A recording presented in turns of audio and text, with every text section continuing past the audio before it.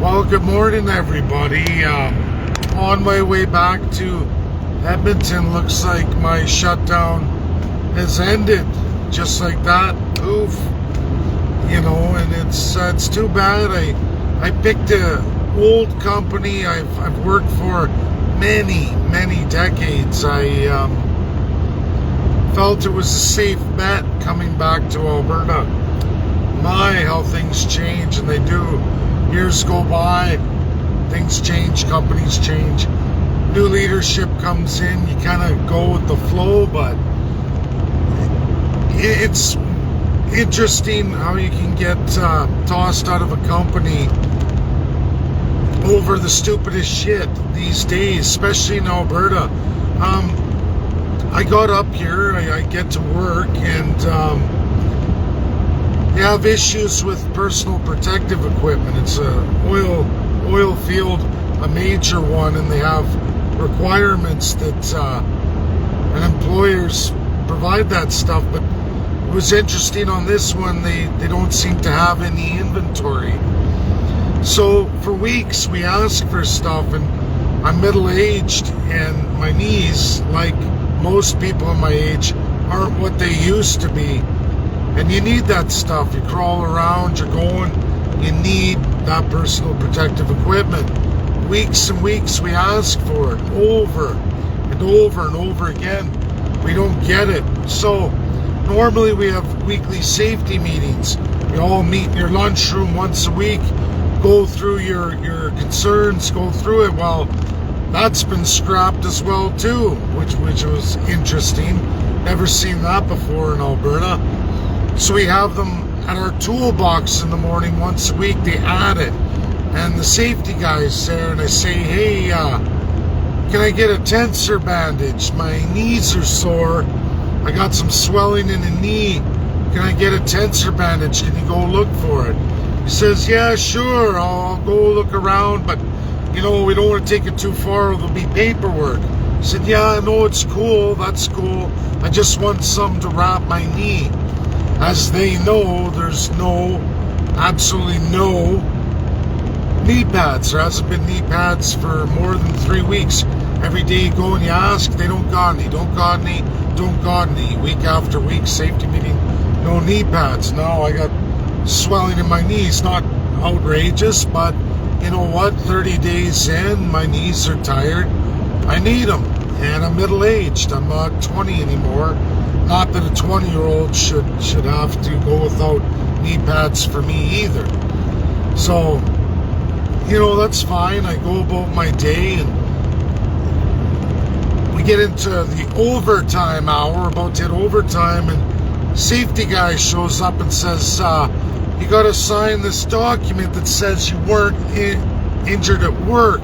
It's not our fault. And I'm looking at him, I thought we weren't going to do any paperwork. You said we weren't going to do any paperwork. I just wanted some wraps for my knees because I got swelling. He knows there's no knee pads. There hasn't been any knee pads for 3 weeks. The employer supplies them. Again, toxic work environment. You don't bring your own because you don't take it home. Nothing you wear there comes home with you. At least not if you're a sane human being. So that's why they do it. It's part of the contracts. So next thing you know, I'm getting hauled in the office, and I got to sign this form. It says I injured myself outside of work. It's got nothing to do with work. And I was all cool with that, but I'm thinking, there's no knee pads. I've asked for knee pads. You don't even care that there's no knee pads. You want me to lie and say that everything's good at work and I hurt myself on a treadmill, even though there's no knee pads. That's the safety guy. Now, I know the owner of the company. In fact, I knew his father, the guy who founded the company. I watched this company grow from a multi-million-dollar to literally nearly $1 billion organization. A real pride of Edmonton, Alberta. And I love the man's dad, and I love the son too. Great bunch, love him to death. In fact, the father died, went to the funeral. I was privileged to see those end days, and I was privileged to have my girls at the last company get-together, a ski trip. This is years ago. My daughters were young. Love the family to death. They even supported me in politics, the son. Great guy. Now, I understand he's sick too. His health is somewhat deteriorated. I don't know the extent. People tell me he's on the mend. He's going to get better. The grandson's running things. I don't know the grandson, but I know with the father, if there was ever an issue, I could always go talk with the father. I was blessed. I got indoctrinated into the trade.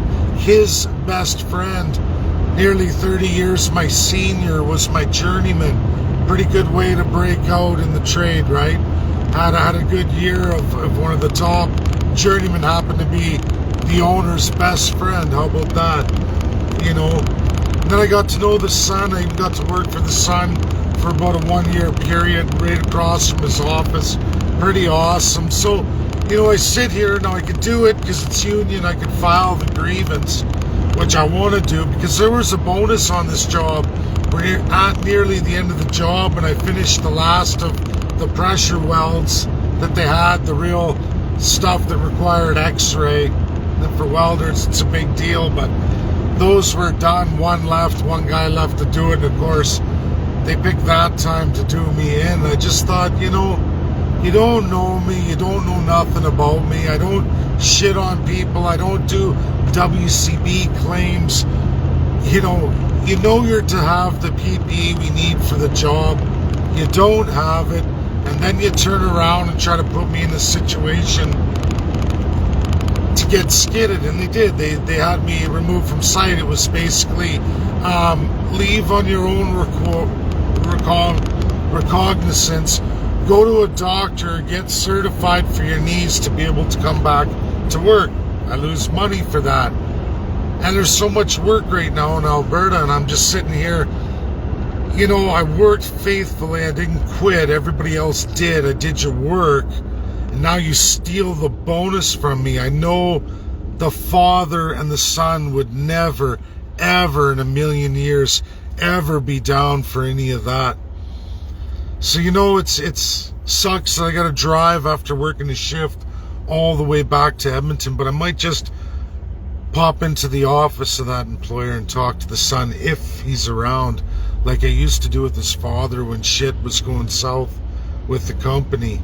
You know, it's amazing world we live in these days, and they wonder why can they not get people? Why companies go down the tube? But yet, why would you not have knee pads on an industrial site when it's a requirement for weeks and weeks for hundreds of guys? Expect guys to steal from each other. That's how I lost my knee pads to begin with. Not just once, but several times, because the opposite shift goes to your locker room and takes them off the hook. Of course, they need them, right? And then what do? Go steal from somebody else so that they're deprived, so that they hurt their knees? That's not how I roll. All I asked for was for wraps, and next thing you know, I get run off site.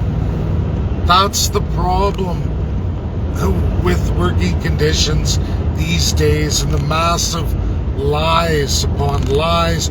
You can't get people, you abuse people. I'm lucky I know the owner. If his health is there and he's in today, I'm going to go see him. And I'll still file the grievance too with the union. I'll still do that too. It's just such a shame. Just thought I'd make the video, let people know just how crusty it's getting out there at work. You know, and people wonder why I want to leave. It's, you know, I don't want this for my kids. I don't want this world for my kids. Canada has gone backwards in a million ways, and it goes to those dirty, corrupt politicians. They empower this stuff. That's my video, folks. I'm gonna have safe travels, I guess. Get some things done, and I guess I'm lucky there's lots of work, but lost a big bonus today, and pretty dirty, pretty rotten. And I'm going to make sure that owner knows, because he should learn why he's losing all his good guys and why they don't want to come back. Thanks. Bye now.